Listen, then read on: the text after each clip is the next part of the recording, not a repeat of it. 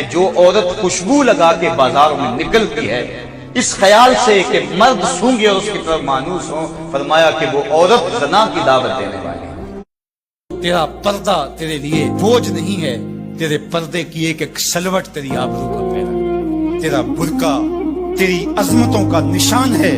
جب تو برقعے میں سمٹ کر، جب تو شرعی پردے کے ساتھ ڈھیلا لباس پہن کے گھر سے کسی کام سے مجبوراً نکلتی ہے تو فرشتے بھی ادب سے سر جھکا لیتے۔ اللہ کی رحمتیں اترتی ہی اس کے اوپر ہیں جو نمازی ہوتا ہے۔ جو بے نماز ہوتا ہے، اللہ اکبر، حضرت سلطان باہو فرماتے ہیں اسے تو خنزیر بھی پناہ مانتا ہے۔ اور شیخ سعدی بولے اسے قرضہ نہ دو جو بے نمازی ہے، اس لیے کہ وہ رب کا قرض ادا نہیں کرتا، تمہارا قرض کیسے ادا کرے گا۔ اور حضور غوث اعظم رضی اللہ تعالیٰ عنہ جن کی 11ویں پکاتے ہیں، وہ کیا کہتے ہیں؟ فرماتے ہیں بے نمازی کو مسلمانوں کے قبرستان میں دفن نہ کیا جائے۔ کتنی بڑی بات ہے، من ترک الصلاۃ متعمدا فقد کفر جہارا، فرمایا جس نے جان بوجھ کر نماز چھوڑی گویا اس نے اعلانیہ کفر کیا۔ قیامت کے دن بندے سے سب سے پہلا سوال نماز کا ہوگا۔ قرآن بتاتا ہے کچھ لوگ کھینچ کے گھسیٹ کے جہنم کو لے جائے جا رہے ہوں گے، لوگ ان کو ملیں گے، ان کو کہیں گے ما سلککم فی سقر، تم جہنم کو کیوں جا رہے ہو، کیا ہوا؟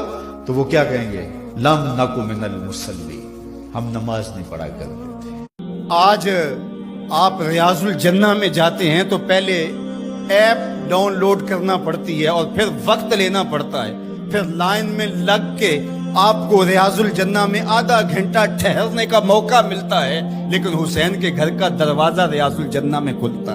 جو کھیلنے کے لیے نکلے تو سامنے مسجد نبوی کا صحن ہے، کبھی پیغمبر کی گود ہے، کبھی زہرا سلام اللہ علیہا کی گود ہے، کبھی مولا کائنات کی گود ہے، یہ حسین ابن علی ہے۔ حضور علیہ السلام گزرتے ہیں اور حضرت امام حسین رو رہے ہیں تو آقا کریم نے فرمایا حسین کو چپ کرواؤ، اس کا رونا مجھے اذیت دیتا ہے۔ تو بتائیے کہ جب نیزوں پہ حسین ابن علی کو پرویا گیا تو گنبد خضرا میں حضور کی کیفیت کیا ہوگی؟ میں ایک دن گزر رہا تھا فجر کی نماز کے بعد، ایک گھر کے سامنے کافی لوگ کھڑے تھے، میں نے پوچھا کیا ہوا تو کہنے لگے کہ فوتگی ہو گئی۔ میں نے کہا کہ ان کا کوئی بیٹا نظر نہیں آ رہا، کہا تینوں بیٹے تبلیغ پہ گئے ہوئے ہیں۔